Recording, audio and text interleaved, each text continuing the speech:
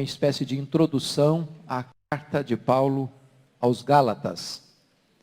Eu queria que você abrisse então sua Bíblia nesta epístola e nós vamos tecer algumas considerações sobre este tão importante assunto. Carta de Paulo aos Gálatas.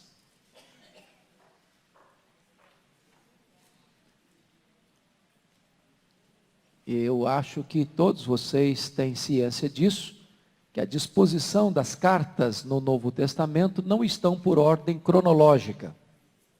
Não estão por ordem cronológica. Então, Gálatas não está aí depois de 2 Coríntios, porque foi escrita depois de 2 Coríntios.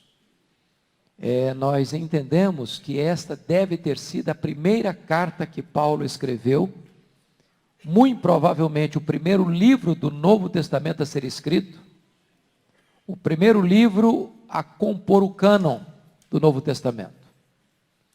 E eu queria, antes de começar essa exposição, orar com vocês, pedindo a bênção de Deus sobre o estudo desta manhã. Pai, nós te agradecemos o privilégio de, mais uma vez, estar aqui compartilhando a tua palavra. Agradecemos-te a presença dos teus filhos e filhas, que desejosos de receber da tua parte o ensino, vêm à tua casa. E nós rogamos-te que nesta manhã tu sejas propício a nós, iluminando a nossa mente, aquecendo o nosso coração, e dando-nos, Deus, o aprendizado que não apenas satisfaz a mente, mas sobretudo que inflama a alma e nos move à ação. Edifica-nos nesta manhã, dirimindo toda dúvida da nossa vida, a fim de que desta forma sejamos edificados e cresçamos no conhecimento e na graça do Senhor Jesus Cristo. Sê propício a nós e assista-nos com a iluminação do Espírito Santo, em nome de Jesus. Amém. Amém. Pois bem, vamos primeiramente fazer uma retrospectiva histórica para depois entrarmos no conteúdo da carta. Esta carta é uma carta que tem uma peculiaridade. De todas as epístolas de Paulo, é a única que não é dirigida apenas a uma igreja específica. Porque Gálatas não é uma igreja.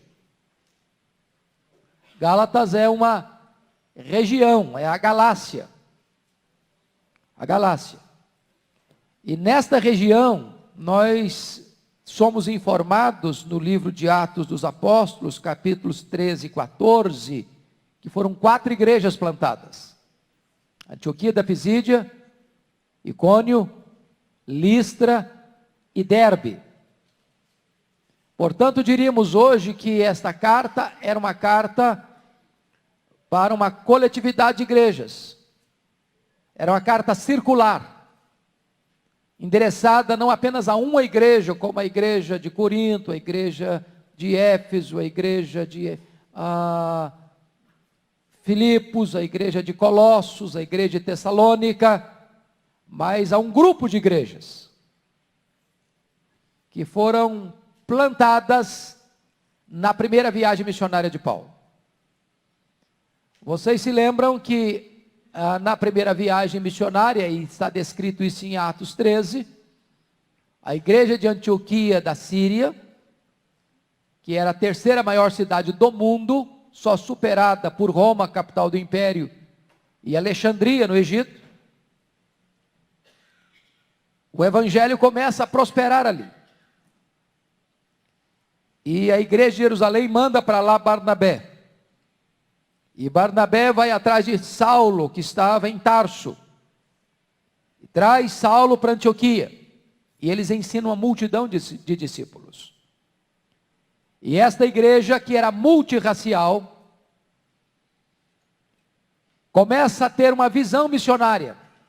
E o Espírito Santo, instando a igreja em oração e jejum, ordena que fosse separado Barnabé e Saulo para a obra missionária. E a igreja então ora, impõe as mãos sobre eles e despedem esses 2 missionários, que vão acompanhado do auxiliar dos 2, o jovem João Marcos, que era primo de Barnabé. Vocês se lembram também que eles saem para a ilha de Chipre, chegam em Pafos, onde o procônsul Sérgio Paulo é convertido a Cristo. Depois passam por Perge da Panfilha, e em Perge da Panfilha, o jovem João Marcos retorna para Jerusalém. E também somos informados em Gálatas, capítulo 4, versos 14 ao verso 16, que Paulo vai pregar o evangelho pela primeira vez na Galácia, por causa de uma enfermidade física. Muito embora essa enfermidade não seja descrita em detalhes, mas deduzimos, a partir do capítulo 4, que tinha a ver com o problema da visão. Porque os Gálatas receberam Paulo como um anjo de Deus.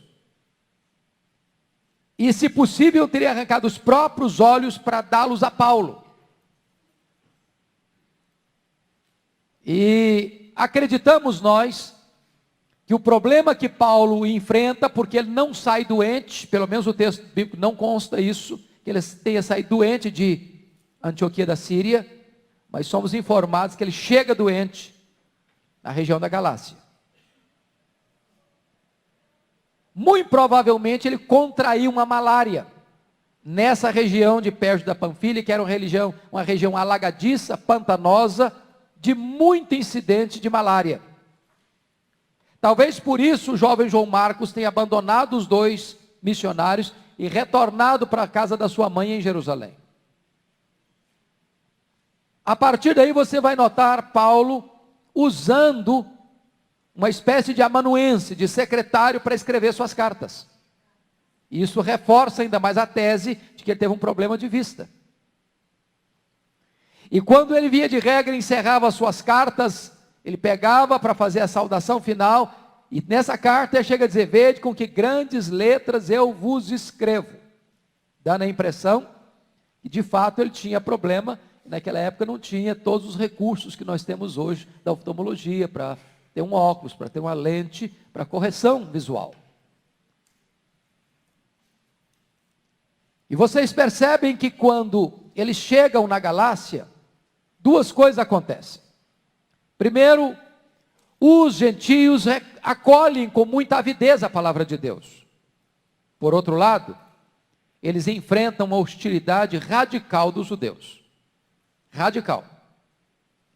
E essa hostilidade chega ao ponto máximo dele ter sido apedrejado. Em que cidade, vocês se lembram? Cidade de Listra. E arrastado como morto da cidade. Por uma intervenção milagrosa de Deus, ele recobra vida e continua o seu trabalho.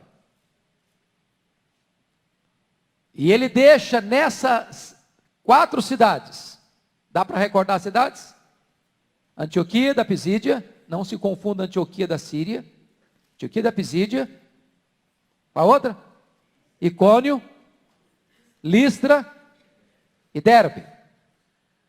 Então, eles plantam igrejas nessas 4 cidades, eles constituem liderança nessas 4 cidades, e então retornam à igreja mãe. Qual era a igreja mãe que os enviara? Qual? A Antioquia da Síria. E está escrito no capítulo 14 de Atos, versículos 26 e 27, que reunida a igreja, relataram quantas coisas fizera Deus, e como Deus abrira a porta do evangelho aos gentios. Notem vocês que Paulo dá o crédito do sucesso do trabalho a Deus. Isso é importante. Porque quem abriu as portas foi Deus, quem fez maravilhas foi Deus. Eles foram apenas os instrumentos. Pois bem, temos 2 possibilidades, porque os críticos que acham que Paulo não escreveu essa carta para a região da Galácia do Sul, que tinham duas Galácias, a Galácia do Norte, os celtas, e a Galácia do Sul.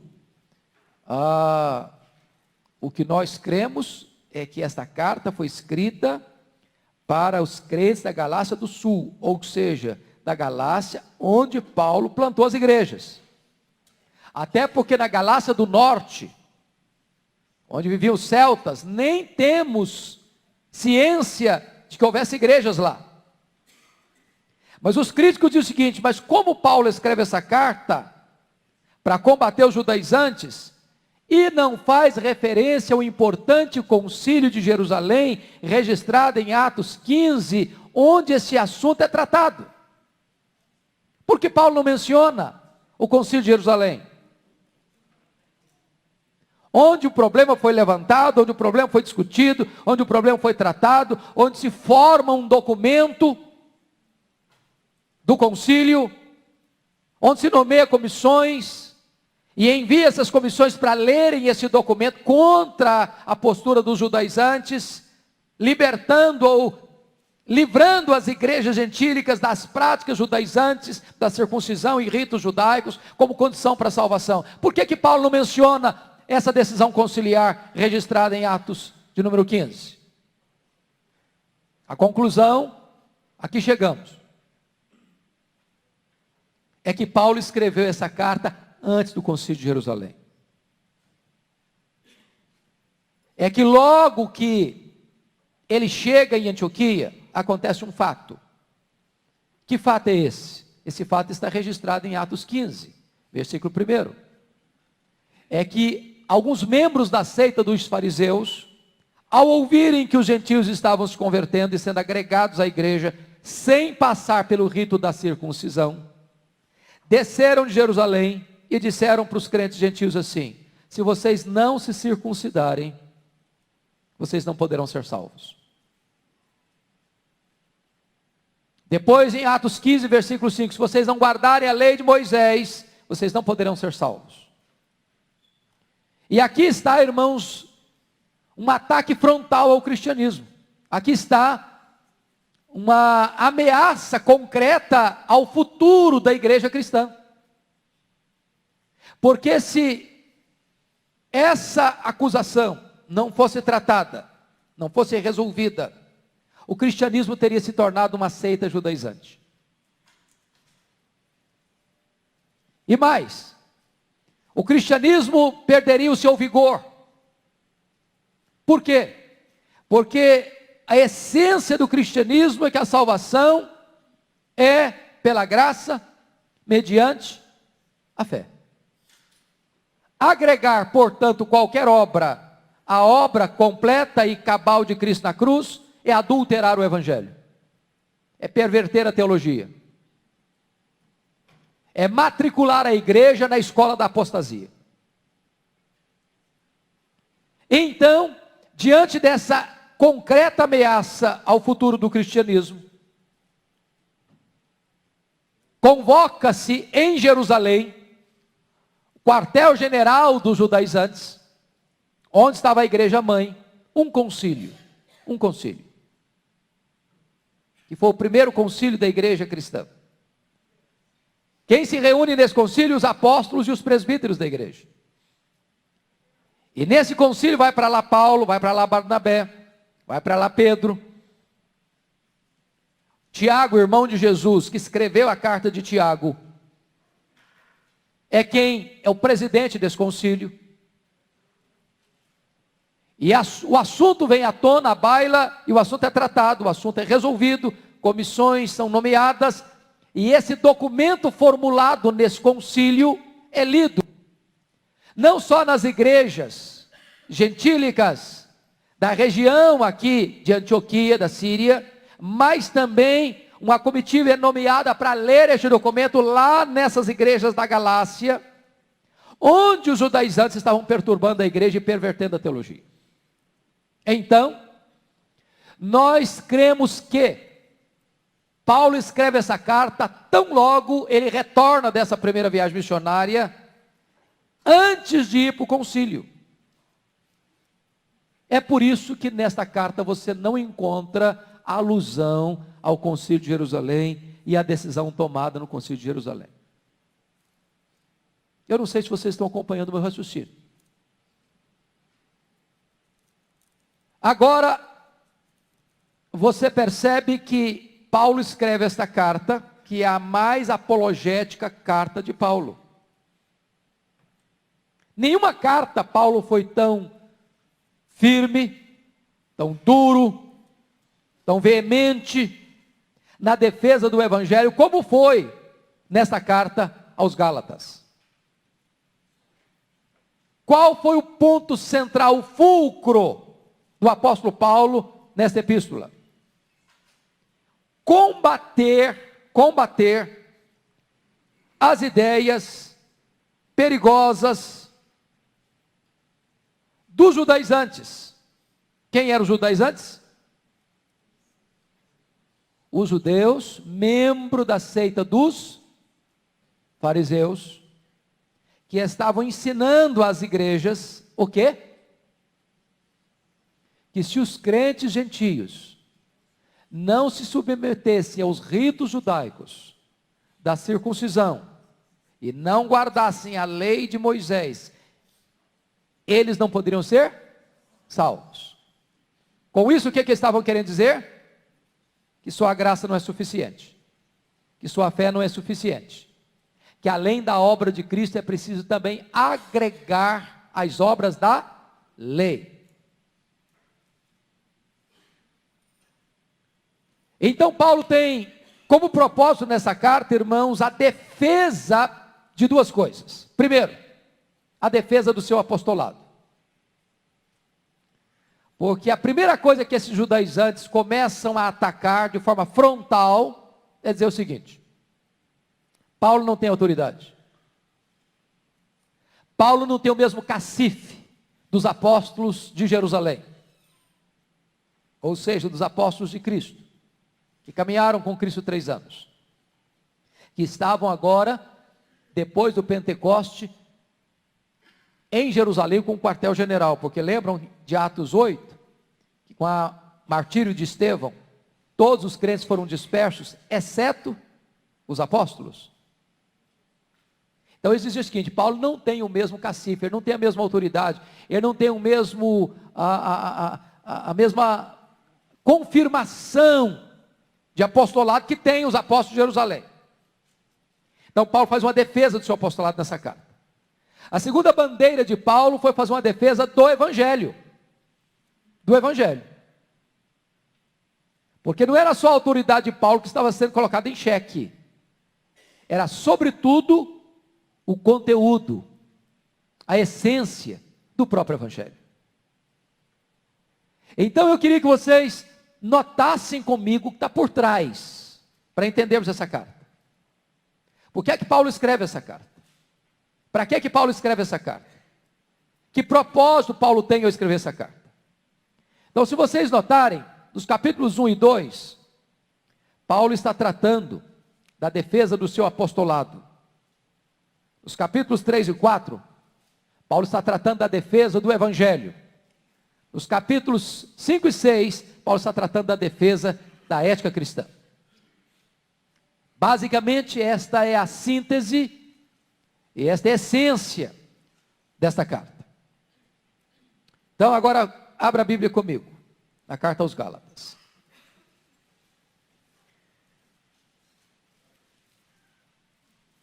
No capítulo 1, versículo 4, ele já resume a essência do Evangelho antes mesmo de combater os judaizantes. Olha aí comigo o que ele escreve no verso 4. Vamos ler 1:4, por favor?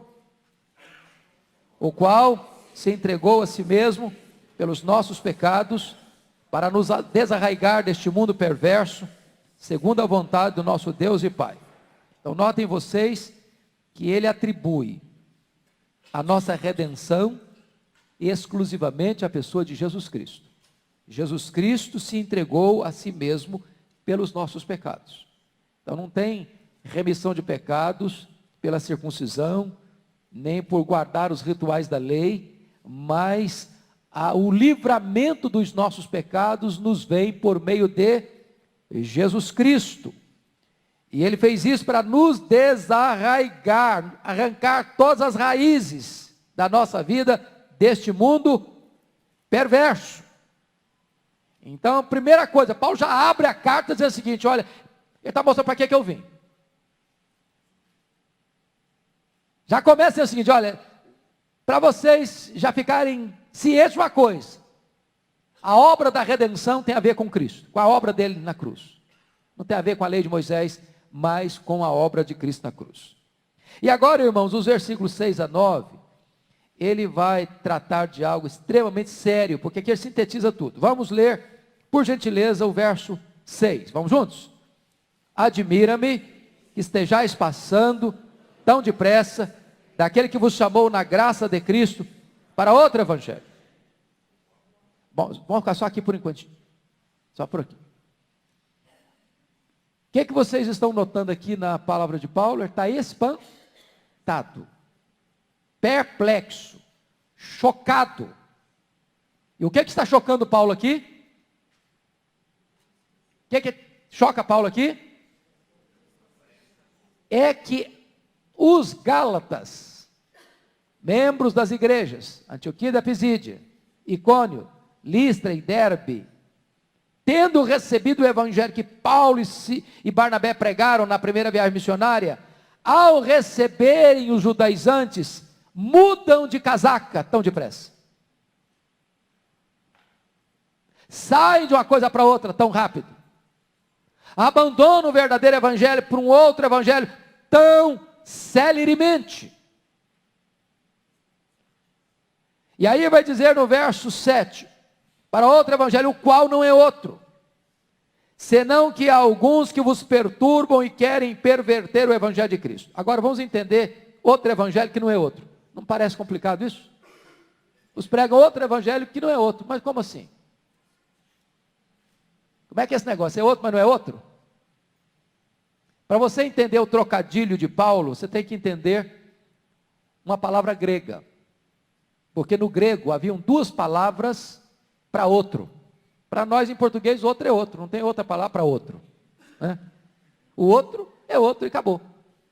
No grego tinha a palavra halos e a palavra heteros. Halos era outro da mesma essência. Por exemplo, Jesus Cristo disse: eu vou para o Pai e enviarei outro Consolador. O outro Consolador, o Espírito Santo, era da mesma essência de Jesus Cristo. Era halos, parácletos, o mesmo, da mesma essência, da mesma natureza. Só que, ele diz aqui, vocês passaram tão depressa para outro evangelho, heteros, o qual não é outro, halos. Ou seja, vocês passaram por um evangelho diferente, de outra natureza, com outro conteúdo, com outra mensagem, com outro foco, que não é o mesmo que eu preguei. Na verdade, esse outro evangelho que os Gálatas abraçaram, o heteros, evangelion, era um falso evangelho, era um substituto barato do verdadeiro evangelho. E Paulo está aqui denunciando esse fato que os crentes tão depressa deixaram o verdadeiro pelo falso, trocaram o genuíno pelo espúrio, deixando o evangelho da graça para o evangelho judaizante. Versículo 8, vamos lá? Vamos, juntos comigo? Mas, ainda que nós, ou mesmo um anjo, vindo do céu, os pregue evangelho, que vá além do que temos pregado, seja anátema. Vamos parar um pouquinho aqui. Paulo está dizendo uma coisa importantíssima. Só tem um evangelho. Esse evangelho é o evangelho apostólico, revelado por Deus aos seus apóstolos. É por isso que a igreja cristã é a igreja católica e apostólica. Católica porque ela é universal, não é catolicismo romano. Católica no sentido de que a igreja, ela procede de todas as tribos, raças, línguas e nações. Não importa onde ela está, se ela está em Cristo, ela é uma igreja católica e apostólica, não porque hoje nós temos novos apóstolos. É isso que o Nicodemos vai tratar amanhã, no culto Conexão com Deus. Quando nós falamos que nós somos uma igreja apostólica, não é que nós temos apóstolos novos hoje, é que nós seguimos a doutrina dos apóstolos. Ele é apostólica nesse sentido. Agora Paulo está dizendo que ainda que venha um anjo do céu e pregue outro evangelho, diferente do evangelho que os apóstolos pregaram, seja o quê? Anátema, maldito, rejeitado. O que Paulo está ensinando com isso? É que nós não temos hoje novas revelações. Nós não estamos abertos a novidades do mercado da fé. Nós não estamos abertos a alguém iluminado, entre aspas, que diz, eureka, descobri alguma coisa que nunca ninguém antes tinha descoberto, e agora sim encontrei a verdadeira verdade. Não! Nós não estamos abertos a novas revelações. Há um único evangelho. O evangelho que Deus deu aos apóstolos, pregado por eles. E a agenda da igreja não está aberta para novidades do método da fé. Versículo de número 9. Vamos juntos? Assim, como já dissemos, e agora repito, se alguém vos prega evangelho que vá além daquele que recebeste, seja anátema. Então, o que Paulo está ensinando aqui? Que no evangelho de Deus não tem o quê? Acréscimos. Não tem pós-scriptum. Não precisa de revisor. Não precisa de notas de acréscimo.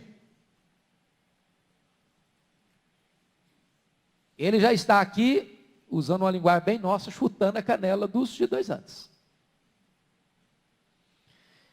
A partir de agora, você vai perceber, no capítulo 1, ele vai responder uma acusação dos judaizantes, que Paulo estava tentando agradar as pessoas, um evangelho mais light, porque é de graça, para você guardar a lei, etc. Tal. E então, dizendo que Paulo era aquele camarada que fazia o politicamente correto, para se sentir bem, para se sair bem. Olha a resposta dele no verso 10. Porventura procuro eu agora o favor dos homens ou o de Deus? Ou procuro agradar a homens?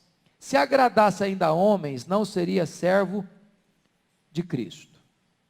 E aí ele começa a contar, em defesa do seu apostolado, de quando ele convertido a Cristo lá no caminho de Damasco. Ele não consultou carne, ele não consultou sangue, nem subiu para os apóstolos que estavam em Jerusalém, mas partiu para a região da Arábia, onde ele ficou 3 anos. E a grande pergunta que deva ser feita, está aí no final do capítulo 1, é por que ele foi para a Arábia? E a resposta que nós temos é esta: ele foi para a Arábia para fazer uma espécie de seminário intensivo com o Senhor Jesus. Porque foi chamado fora do tempo. Ele diz lá em 1 Coríntios 15, 9, que ele era o menor dos apóstolos, porque perseguiu a igreja de Deus. E agora ele vai para lá, porque lá Jesus se revela a ele e nele, de tal maneira que Paulo, que tinha estudado aos pés de Gamaliel, aprendendo as doutrinas do judaísmo, não aprende as doutrinas do cristianismo assentado aos pés de um mestre humano, na academia, mas recebe essas doutrinas por revelação de Jesus Cristo a ele. E certamente, como judeu, zeloso que era da lei, ele vai reler o Velho Testamento. Porque notem que o passado dele foi um passado de quê? De perseguição a Cristo, de perseguição à igreja. E ele fazia isso pensando que estava cultuando a Deus, mandando matar os crentes. E ele, ao reler o Velho Testamento, ele descobre algo maravilhoso, que o Jesus que ele perseguira era o verdadeiro Messias. Verdadeiro Messias.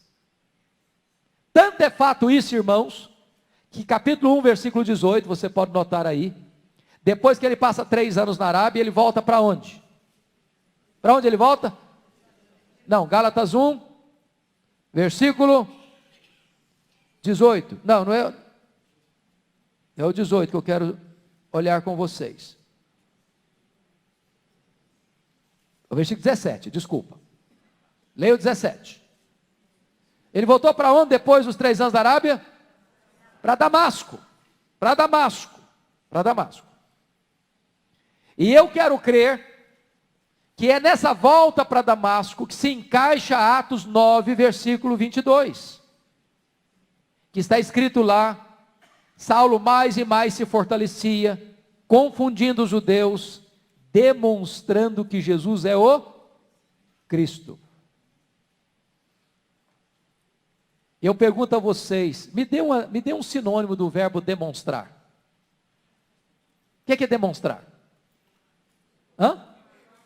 Provar. Provar. E provar de forma exaustiva, detalhada e meticulosa.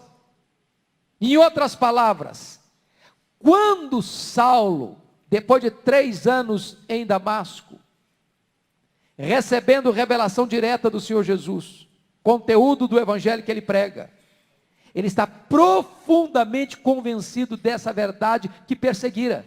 Que verdade é essa? Que Jesus é o Messias, que Jesus é o Cristo. Então, ele começa defendendo o seu apostolado, contando a sua experiência, de como foi seu chamado, e de como foi a sua recepção das verdades eternas. E agora então, no capítulo 1, versículo 18, é que ele vai contar a sua experiência, de como ele sobe para Jerusalém. Experiência essa registrada lá em Atos 9, 26 em diante.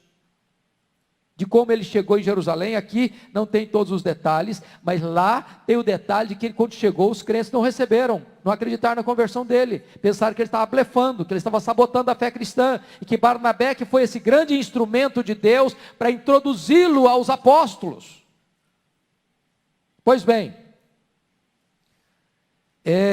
ele continua a sua defesa no capítulo 2, no capítulo 2. E eu quero só chamar a sua atenção para a maneira como Paulo, de forma tão contundente, combateu os judaizantes. Nós já vimos aí, capítulo 1, 6 a 9, vamos conferir agora, capítulo 2, versículo 4. Você pode ler o 4 comigo? E isto por causa dos falsos irmãos, que se intrometeram com o fim de espreitar a nossa liberdade, que temos em Cristo, e reduzir-nos à escravidão. Então ele chama esses judeus, judaizantes, da seita dos fariseus, que haviam se imiscuído, e notem vocês que gente que estava vindo da igreja, de Jerusalém, e ele chama esse grupo aí, que está tentando arrastar os crentes gentios para o outro evangelho, que não é evangelho, de falsos irmãos, e ele diz que esses falsos irmãos têm um propósito. Qual é? Espreitar o quê? A nossa liberdade, que temos em Cristo, e reduzir-nos à escravidão, porque a lei reduz a pessoa à escravidão. Por que reduz a escravidão? Quem pode me responder? Por causa do jugo da lei, mas o quê? Por causa da circuncisão, ou os outros rituais. É que a lei te dá uma ordem, faça, mas não te dá o quê?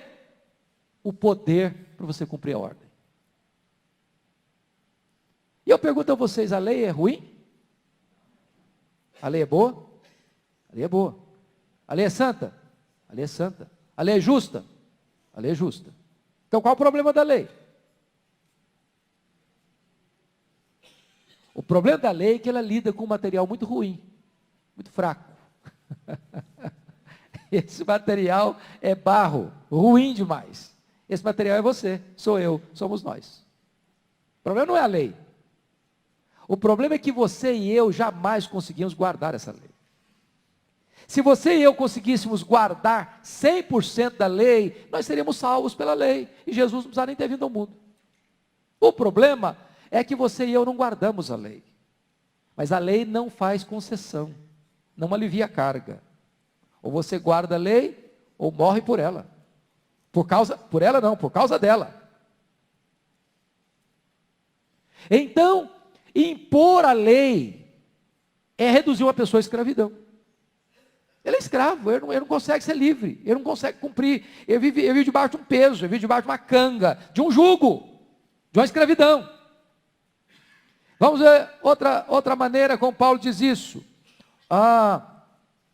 Versículo 5, 2:5, vamos lá, seguir a leitura. Aos quais, nem ainda por uma hora, nos submetemos, para que a verdade do Evangelho permanecesse entre vós. Ou seja, quando os judaizantes vieram botar essa canga no nosso pescoço, nós não nos submetemos a essa canga, esse jugo, nem uma hora. Nem uma hora. Vamos para o capítulo 3, versículos de 1 a 5, para ver novamente como é que Paulo combate esses judaizantes. Vamos ler juntos, 3 de 1 a 5, vamos lá? Ó Gálatas insensatos, quem vos fascinou a vós outros, ante cujos olhos foi Jesus Cristo exposto como sacrificado? Quero apenas saber isso de vós: recebestes o Espírito Santo pelas obras da lei, ou pela pregação da fé? Sois assim insensatos, que tendo começado no Espírito, estejais agora vos aperfeiçoando na carne? Terá sido em vão que tantas coisas sofrestes, se na verdade foram em vão. Aquele, pois, que vos concede o Espírito, e que opera milagres entre vós, porventura o faz pelas obras da lei, ou pela pregação da fé? E aí Paulo não fica medindo muitas palavras não. Diz: ó Gálatas insensatos. Me dê um sinônimo de insensato. Tolo. Falta de conhecimento. Meninice. Como é que vocês fazem um negócio desse? Vocês abandonam o verdadeiro pelo falso? Vocês começaram bem e agora vão continuar mal? Vocês receberam o Espírito Santo não foi mediante a lei, foi mediante a fé, a pregação da fé. Vocês começaram no Espírito, vocês querem agora se aperfeiçoar na carne? Aquele que vos concede o Espírito Santo e que opera milagres entre vós, porventura o faz pelas obras da lei ou pela pregação da fé? As perguntas são o quê? Retóricas. A resposta já é automática, óbvia. Então Paulo está aqui combatendo os judaizantes. Mas tem mais, olha comigo lá no capítulo 4. Bom, Paulo ainda continua essa tese dele de defesa do Evangelho, combatendo os judaizantes. Capítulo 4, 16 a 20. Vamos juntos comigo? Tornei-me, porventura, vosso inimigo, por vos dizer a verdade? Os que vos obsequiam não fazem sinceramente, mas querem afastar-vos de mim, para que o vosso zelo seja em favor deles.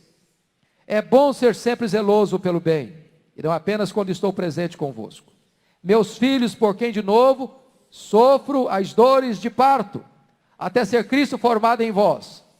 Pudera eu estar presente agora convosco e falar-vos em outro tom de voz, porque me vejo perplexo a vosso respeito. A acusação dos judaizantes, desses falsos mestres, a Paulo, é o seguinte: que Paulo era inimigo deles, e não amigo deles. Eles acusavam Paulo de estar pregando o falso evangelho, quando eles estavam pregando o falso evangelho. E assim são sempre os falsos mestres, irmãos. Sempre os falsos mestres. O falso mestre vai dizer para você: não, o que você ouviu até hoje não é verdade. Agora eu estou trazendo a verdade para você. Seus pais viveram também não é verdade. Agora sim que nós descobrimos a verdadeira verdade. Falavam que Paulo não era amigo deles, Paulo não os amava, era inimigo deles por pregar a verdade. E aí veja o verso 17: os que vos obsequiam não o fazem sinceramente. O que é obsequiar, hein? Tratar a pão de ló? Encher de elogios, de agradar, tentar agradar. Então os falsos mestres podem, agora preste atenção nisso, todo falso mestre é um gentleman, é extremamente cuidadoso, amigo, amigável, ele não quer contrariar ninguém, ele quer agradar. Mas Paulo diz que essa estratégia deles de agradar esses crentes gentios, não era o quê? Sincero.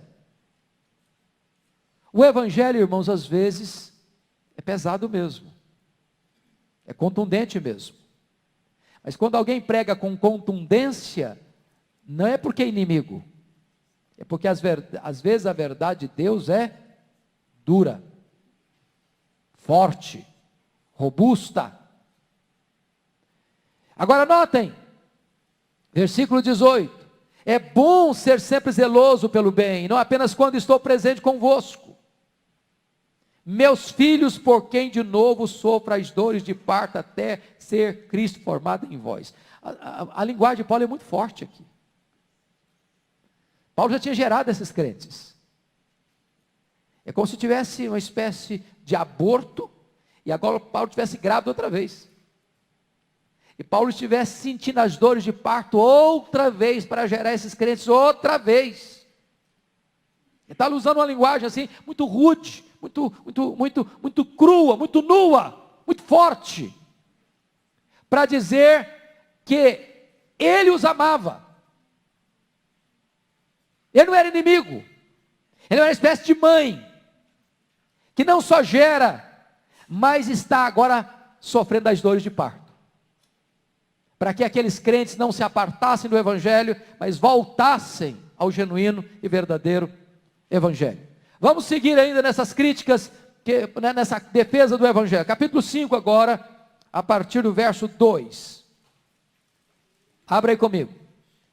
Vamos ler o versículo 2. Eu, Paulo, vos digo, que se vos deixar de circuncidar, Cristo de nada vos aproveitará. 3.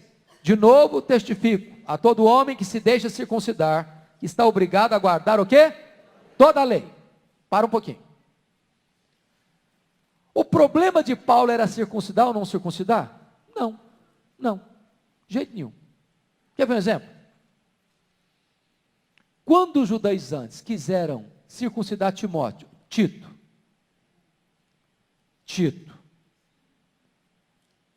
com a teologia por trás, Paulo diz não, de jeito nenhum, de jeito nenhum, porque se o entendimento é circuncidar como condição de ser salvo, ao se deixar circuncidar, vai ter que guardar a lei toda.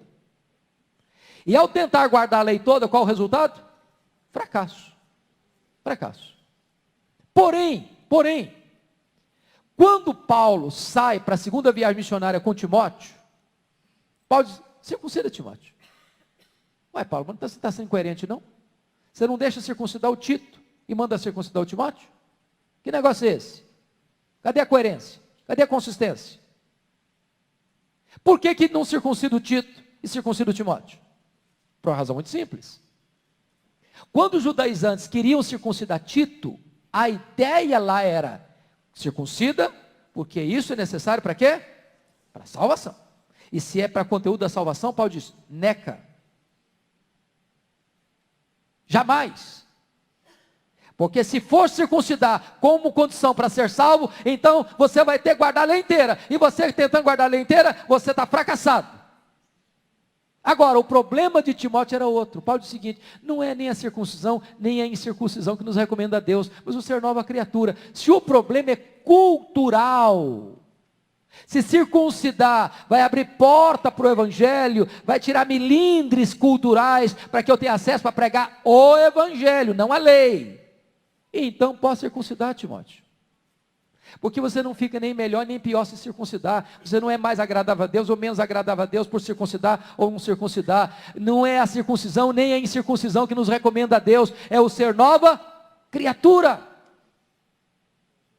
Voltemos ao texto de Gálatas 5. Versículo 4. Vamos juntos comigo? De Cristo vos desligastes. Vós que procurais justificar-vos na lei. Da graça decaístes, porque nós, pelo Espírito, aguardamos a esperança da justiça que provém da fé, porque em Cristo, nem a circuncisão, nem a incircuncisão tem valor algum, mas a fé que atua pelo amor. Versículo 7 é um dos versículos mais importantes do Novo Testamento. Vós corrieis bem, quem vos impediu de continuardes a obedecer à verdade? Esta persuasão não vem daquele que vos chama, um pouco de fermento, leveda toda a massa. Confio de vós no Senhor, que não alimentareis nenhum outro sentimento, mas aquele que vos perturba, seja ele quem for, sofrerá o quê? Condenação. Então o apóstolo Paulo está aqui nesta carta, eu só peço que vocês atentem para isso, fazendo uma defesa do Evangelho. Essa carta é a carta mais apologética do apóstolo Paulo. Deixa eu fechar essa questão de argumentação no capítulo 6, versículos 12 a 17. Vocês estão notando que em todos os capítulos Paulo está defendendo o Evangelho. Então, quando lerem essa carta, leiam nessa perspectiva. 6, 12 a 17. Vamos juntos? Todos os que querem ostentar-se na carne, esses vos constrangem a vos circuncidardes, somente para não serem perseguidos por causa da cruz de Cristo. Guardam a lei, antes querem que vos circuncideis, para se gloriarem na vossa carne. Mas longe esteja de mim gloriar-me, senão na cruz de nosso Senhor Jesus Cristo, pela qual o mundo está crucificado para mim, e eu para o mundo.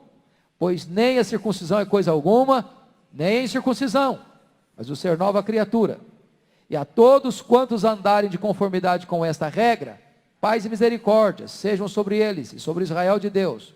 Quanto ao mais, ninguém me moleste, porque eu trago no corpo as marcas de Jesus. Então notem isso, por gentileza.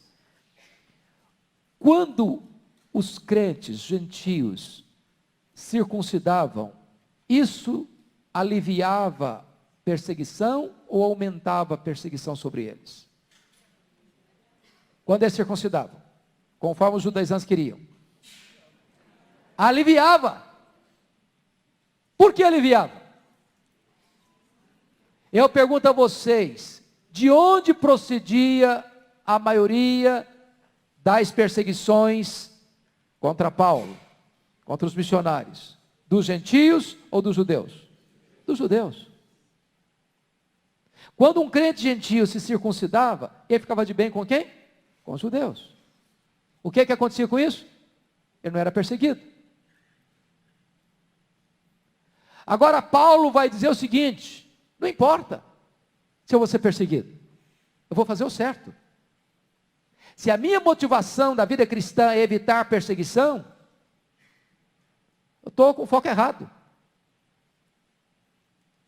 E ele chega a dizer, olha, quanto ao mais ninguém me moleste, eu trago no corpo as marcas de Cristo. E quando ele fala as marcas de Cristo, ele não está falando de forma figurada, não. Ele está falando de forma literal. Vocês se lembram que ele recebeu só dos judeus uma quarentena de açoites, menos um? Vocês que são bons de matemáticas, 5 vezes uma quarentena de açoites menos um, são quantos açoites? Quanto? 195 açoites. 5 vezes 40, 200. Menos um cada um, 5. 195 açoites. O cara era todo marcado. Por causa de quê? Do Evangelho. Pois bem, queridos, a essência desta carta, portanto, é provar o seguinte, que os judaizantes estavam perturbando a igreja e pervertendo o Evangelho. São duas coisas diferentes. O Evangelho se perverte, a igreja se perturba. Então, falsos mestres na igreja têm dois propósitos: perturbam a igreja e pervertem o evangelho. E a tese essencial do apóstolo Paulo nessa epístola é aquilo que está escrito aí no capítulo 3, versículo 11. Vamos ler comigo? 3:11. Todos juntos, vamos lá? É evidente que pela lei ninguém é justificado diante de Deus, porque o justo viverá pela fé. É evidente isso. É evidente isso. Então a essência do que ele está querendo dizer é isso. A justificação não é pelas obras, é pela fé. Agora você pergunta, e aí? Bom, mas então, e onde que entra a lei nesse processo todo? Para que serve a lei então? Por que Deus deu a lei então?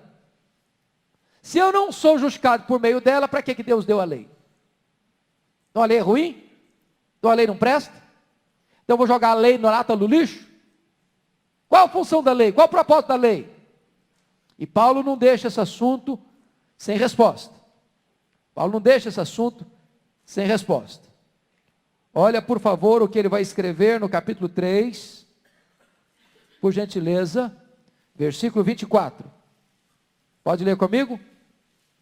De maneira que a lei nos serviu de aio para nos conduzir a Cristo, a fim de que fosse. É um pedagogo. É um pedagogo.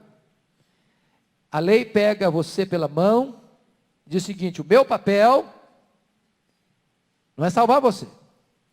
O meu papel é levar você ao Salvador. O meu papel é convencer que você é pecador. Você precisa do Salvador. Eu não posso salvar você, porque eu sou muito exigente. Eu exijo que você seja perfeito.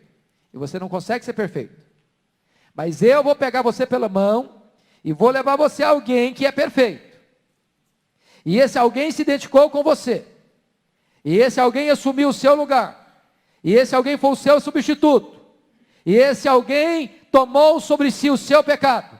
E esse alguém morreu por você. E esse alguém pagou a sua dívida. E esse alguém justificou você. Esse alguém salva você. Eu sou o aio e eu vou levar você a ele. Ele é Jesus Cristo, o Salvador. Esse é o papel da lei. Esse é o papel da lei. Eu já tenho dito isso aqui algumas vezes. É nessa figura que Paulo menciona em Romanos 7, que eu acho uma das figuras mais comoventes dentro dessa estrutura da justificação, que está escrito lá em Romanos, capítulo 7,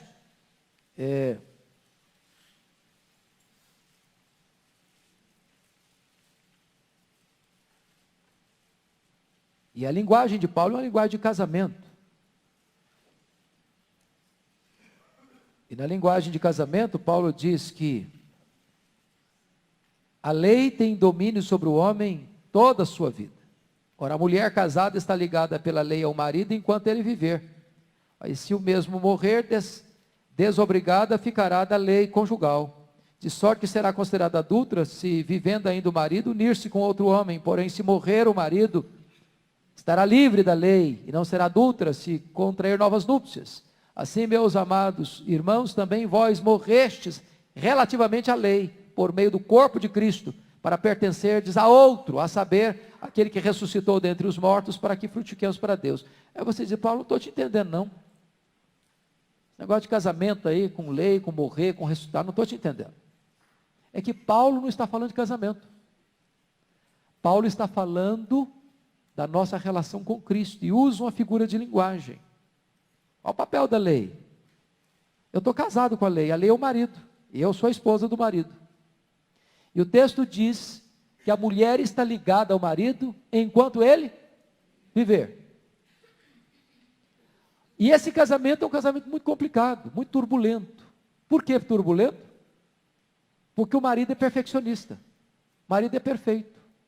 O marido é a lei, é justo, é bom, é espiritual. Ele não erra nunca. Ele não admite erro nunca. Só que a mulher é atabalhoada.